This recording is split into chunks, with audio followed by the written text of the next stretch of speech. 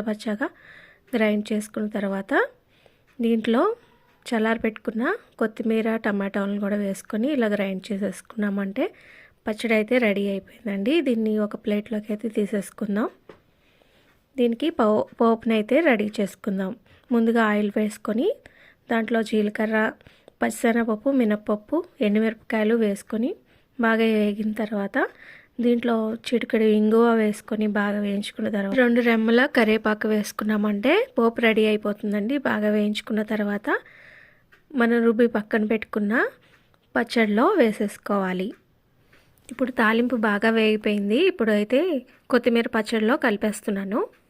ఇది బాగా వేసుకుని బాగా కలుపుకున్నామంటే వేడివేడి అన్నంలోకి చాలా బాగుంటుందండి.